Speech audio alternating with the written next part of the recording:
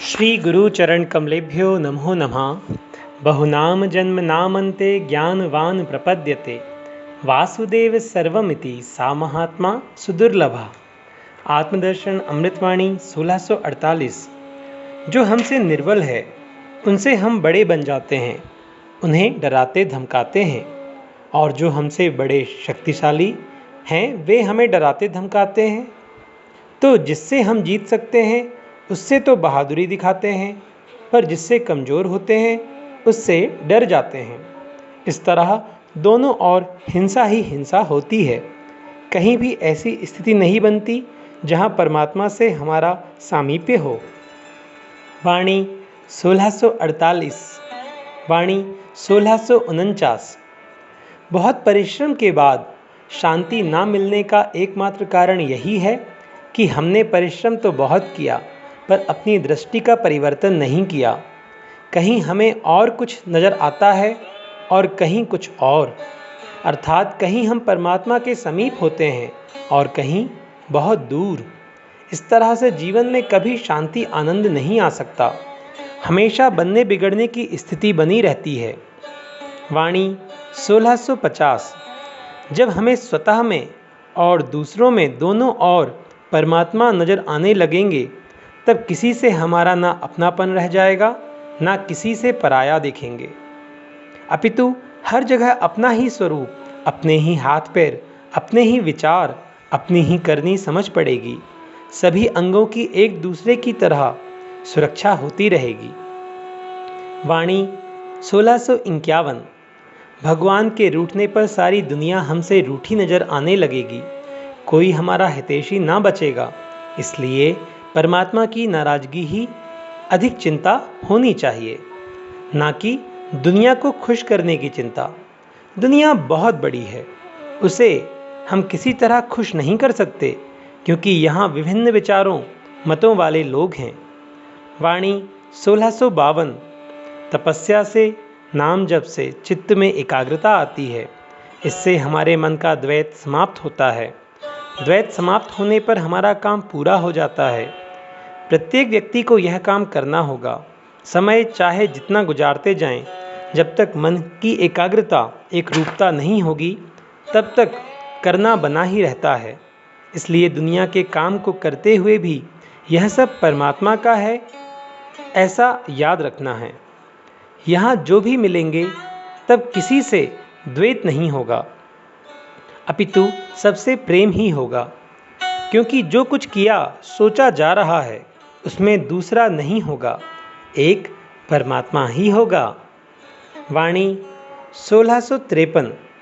जो परमात्मा से दूर होते हैं उनकी दृष्टि स्थूल होती है, पर जो परमात्मा के नज़दीक होते हैं वे पास के नज़दीक के रास्ते पर, दूर के रास्ते पर भी साफ साफ देखते हैं, उन्हें कहीं दूसरा नहीं दिखता।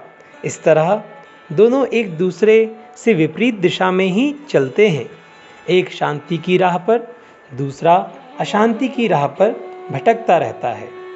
वाणी 1654। जब तक हमें कोई अपना सहारा दिखाई देता है तब तक हमारी दृष्टि सूक्ष्म नहीं होगी, स्थूल ही बनी रहेगी, अर्थात केवल अपना ही अपना दिखाई देगा। जहाँ सबके हित की भावना होती है वहाँ अपना न रहकर सब परमात्मा का हो जाता है, और हम तत्काल ही गंदगी के मार्ग से पवित्रता के मार्ग पर आकर कृतार्थ पवित्र हो जाते हैं। वाणी 1655। भगवान किसी को भी प्यार से समझाकर लाइन में लगाते हैं तो किसी को डांटकर शक्ति दिखाते हैं। हाँ, जो बिगड़ा हुआ है उसे तो प्यार से राह पर लाने की चेष्टा करते हैं, शक्ति दिखाने पर वह और भी बिगड़ सकता है, और दूसरी ओर जो कुछ पहुंचा हुआ है उससे वे सख्ती से बरतते हैं ताकि वह सदा सावधान बना रहे, वरना दुनिया में बहुत खतरा है, कहीं भी गिरना पतन हो सकता है। वाणी 1656। जहाँ किसी की बनाने की बात होती है वहाँ कुछ ना कुछ प्रलोभन दिखाया जाता है। जैसे माता खेल में व्यस्त बालक को मिठाई दिखाकर बताकर शीघ्र ही अपने पास बुला लेती है, ऐसे ही भगवान व्यक्ति के मन में प्रेरणा पैदा करके उसे संसार के दलदल से शीघ्र ही आनंद रूप का प्रलोभन देकर अपनी ओर आकर्षित कर लेते हैं। वाणी 1657। जब माता पिता हर तरह सिखाकर पढ़ाकर हार जाते हैं, यह बालक राह पर नहीं आता दिखता, तब वे उसे स्वतंत्र छोड़ देते हैं। तब चारों ओर कहीं सहारा ना पाकर या कुछ धन दौलत मिटाकर वह स्वतः ही भगवान की पुकार करने लगता है। ऐसा ही होता है जब दुनिया की ठोकर लगती है। वाणी 1658।